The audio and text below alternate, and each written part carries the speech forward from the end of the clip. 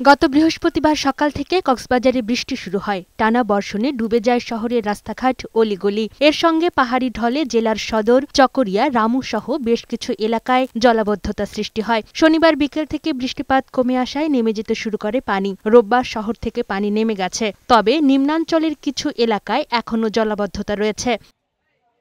পানি কমার পর দৃশ্যমান হচ্ছে ক্ষয়ক্ষতির চিহ্ন। বিভিন্ন স্থানে রাস্তাঘাট ভেঙে গেছে, ফসলি জমি, বীজতলা, চিংড়ি ও মাছের ঘের ভেসে গিয়ে ব্যাপক ক্ষয়ক্ষতি হয়েছে। রোড ঘাট ভেঙে গেছে, আমাদের গাড়ি চালাতে খুব যাতায়াত করতে কষ্ট হচ্ছে। জলাবদ্ধতায় অনেক পর্যটক হোটেল ও মোটেলে আটকা পড়লেও পরিস্থিতি স্বাভাবিক হওয়ায় এখন তারা সৈকতে ছুটছেন। আমরা 3 দিন কক্সবাজার আসছি, বাট এই 2 দিন বের হইতে পারি নাই বৃষ্টির কারণে। বৃষ্টি চলে আসলো, তো 3 দিন ধরে হোটেলে ছিলাম, তো আজকে আসলাম।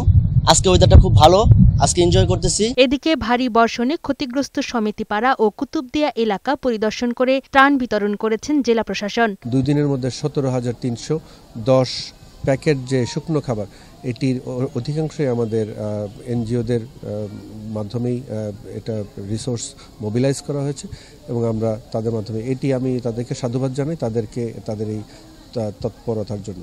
সোমবার থেকে বৃষ্টি কমে যাবে বলে জানিয়েছে স্থানীয় আবহাওয়া অফিস।